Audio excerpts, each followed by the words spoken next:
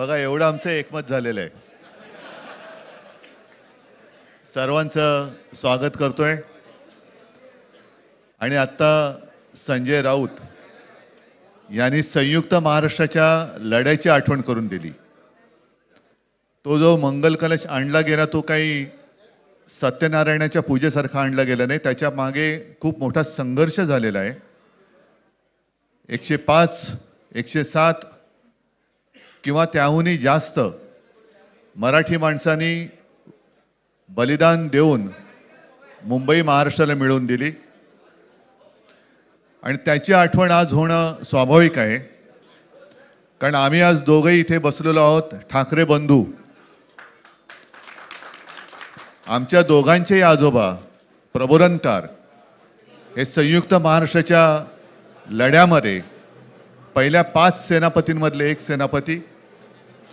त्यांच्यासोबत माझे वडील म्हणजे शिवसेना प्रमुख हिंदू हृदय सम्राट बाळासाहेब ठाकरे, राजचे वडील म्हणजे माझे काका श्रीकांतजी ठाकरे, म्हणजे अख्खं ठाकरे घराणं त्यावेळेला मुंबईसाठी संघर्ष करत होता. त्याच्यानंतरचा इतिहास मी काही आता तुम्हाला सांगत बसत नाही. पण मुंबई महाराष्ट्राने मिळवल्यानंतर मुंबईमध्येच मराठी माणसाच्या उरावरती उपरे नाचायला लागले. आणि त्यावेळेला न्याय हक्कासाठी शिवसेना प्रमुखांना शिवसेनेला जन्म द्यावा लागला. साधारणतः 60-65 वर्ष आता होतील. पुढच्या वर्षी शिवसेनेला 60 वर्ष होतील. इतकी वर्ष व्यवस्थित गेली. आणि आज परत आपण पाहतो आहोत की मुंबईचे लचके, मुंबईच्या चिंधड्या उडवायच्या हे मनसुबे त्यावेळेला ज्यांना मुंबई पाहिजे होती त्यांचेच प्रतिनिधी, जे वरती दोघं जण, वरती म्हणजे इकडे नाही दिल्लीत बसलेले आहेत, त्यांचे मनसुबे आहेत. आणि आत्ता जर का आपण भांडत राहिलो तर मग तो जो काय संघर्ष, ते जे काय हुतात्मा स्मारक आहे त्याचा मोठा अपमान होईल. आज आम्ही आमचं कर्तव्य म्हणून एकत्र आलेलो आहोत. आणि मी मागेच म्हटलं, एकत्र आलो आहोत ते एकत्र राहण्यासाठी.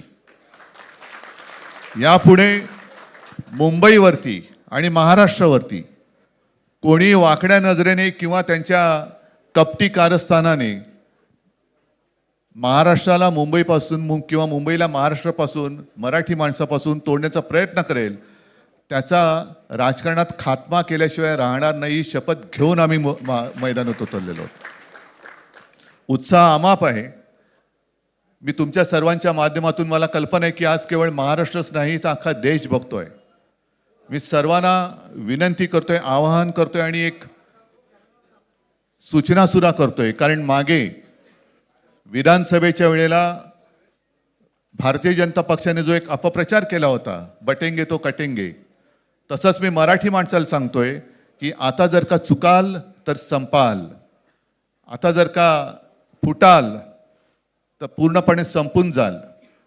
म्हणून परत एकदा तुटू नका, फुटू नका आणि मराठीचा वसा टाकू नका, हाच एक संदेश मी आमच्या आज दोघांच्या युतीच्या निमित्ताने संपूर्ण महाराष्ट्राला देतो आहे.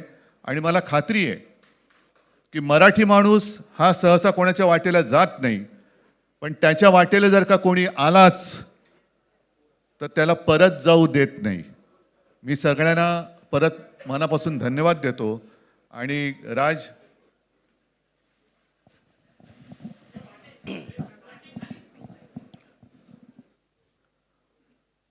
आपणा सर्वांचं मी मनपूर्वक स्वागत करतो.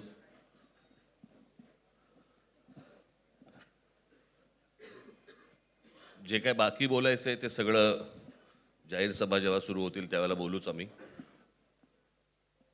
परंतु माझी एक मुलाखत झाली होती आणि मी मुद्दामून आठवण करून देतो त्या गोष्टींची. आणि त्या मुलाखतीमध्ये मी असं म्हटलं होतं की कुठल्याही वादापेक्षा आणि भांडणापेक्षा महाराष्ट्र मोठा आहे. आणि मला असं वाटतं तिथून त्या आज आम्ही एकत्र येण्याची सुरुवात त्या वाक्यापासून झाली.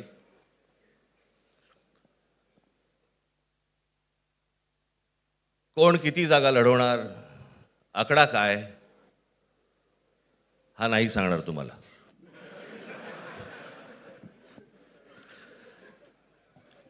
महाराष्ट्रामध्ये सध्या लहान मुलं पळवण्याची खूप टोळ्या फिरतायत. त्याच्यामध्ये 2 टोळ्या अजून जास्ती ॲड झालेल्या आहेत. ते राजकीय पक्षांमधली मुलं पळवतात आणि जे निवडणुका लढवणार आहेत त्या लढवणाऱ्या सर्व उमेदवारांना दोन्ही पक्षांकडनं उमेदवारी दिली जाईल. ती कधी भरायची, केव्हा भरायची ते आपल्याला कळवलं जाईल.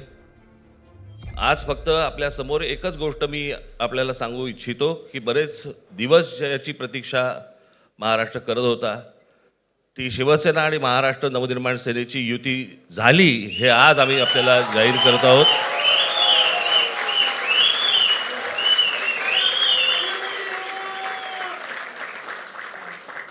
धन्यवाद.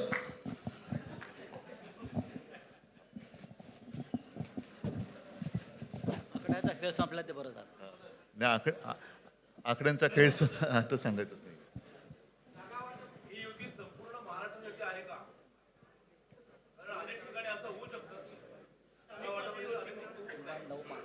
अजून अजून बाकीच्या महापालिकांमध्ये सुद्धा कालपर्यंत युती झालेली, जशी नाशिकमध्ये झालेली आहे, बाकीच्या ज्या महापालिका आहेत त्यांची सुद्धा त्यांच्या तिथल्याही युतीवरती आज उद्याच शिक्कामोर्तब होईल.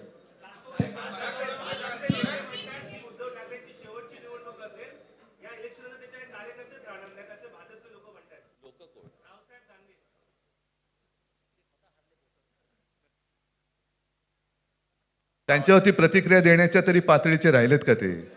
त्याला त्यांच्या पक्षात सुद्धा कोण विचारत नाही. जाऊ दे. मला असं वाटतं की उत्तरं देवांना द्यावीत, दानवांना नाहीत.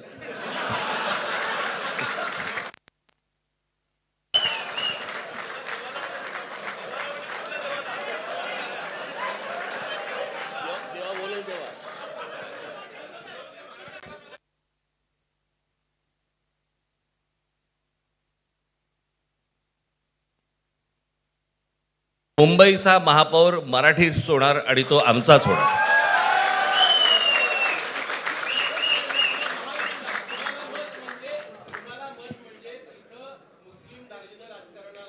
मला असं वाटतं की एक मुख्यमंत्र्यांचा व्हिडिओ पण फिरतोय ज्याच्यामध्ये ते अल्ला हाफिज असं बनलेत, बरोबर ना? तर या गोष्टी त्यांनी सांगू नयेत. माझ्याकडे खूप व्हिडिओज आहेत.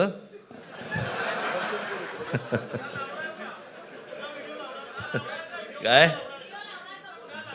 ते काय बोलतात त्याच्यावरती माझे व्हिडिओ तयार असतील.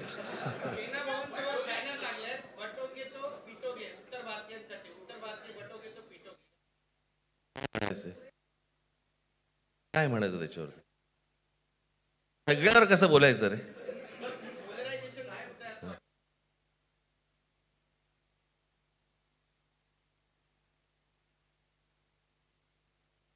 मला असं वाटतं आज मुंबईचं मी तुमच्यासमोर आम्ही जाहीर करत आहोत आणि बाकीच्या जशा अशा होतील तशा तुम्हाला कळवलं जातील.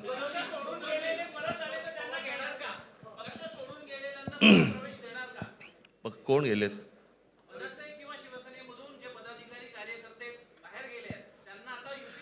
येऊ तर देत पहिलं. हे जरतर वरतीच खूप असतं सगळं.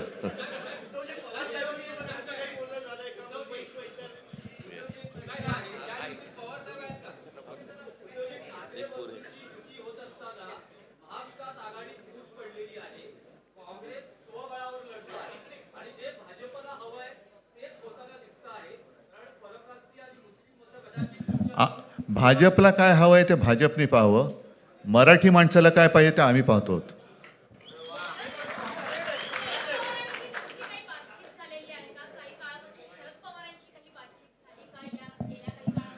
चर्चा सुरू आहे, बघू. त्यांच्यात आम्ही आज आमची युती जाहीर केलेली आहे, शिवसेना आणि महाराष्ट्र नवनिर्माण सेना.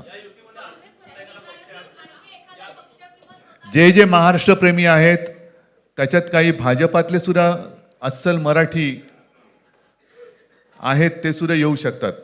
ही महाराष्ट्र रक्षणासाठी महाराष्ट्र प्रेमींची युती आहे.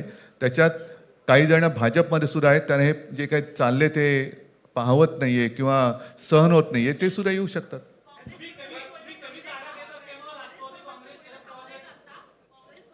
काँग्रेसने जर जाहीर केलं ना, हो मग आता म्हणजे आणखीन काय बोलायचं, तोडलं का.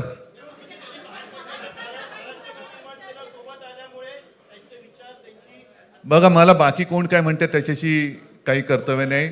मी परत एकदा सांगितलं, महाराष्ट्राला आणि मराठी माणसाला काय पाहिजे ते आम्ही दोघं बघतो.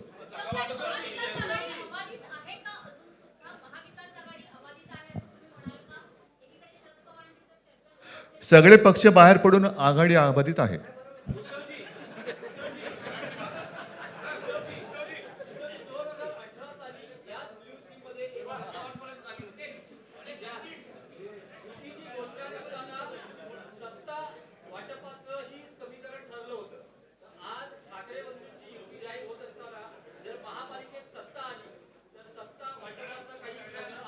त्यावेळेला आम्ही हा निर्णय जाहीर केला होता आणि नंतर काय झालं तुम्हाला माहिती आहे.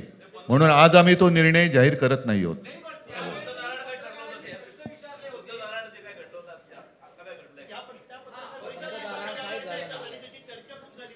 आता आमचं दोघांचंच घर आहे ना, दार बंद कशाला करायचं. ठीक आहे चला, मला असं वाटतं बाकीच्या प्रश्न आता काही तसं काही नाहीये. निवडणुकीपूर्वी अरे झालेलं आहे ना जागा वाटप. माझी निघताना फक्त एकच छोटी विनंती आहे. ज्यांचं मुंबईवरती, महाराष्ट्रावरती, मराठी माणसावरती प्रेम आहे, अशा सर्व माझ्या पत्रकार बांधवांना, भगिनींना माझी विनंती आहे की आमच्या पाठीमागे उभे राहा. धन्यवाद.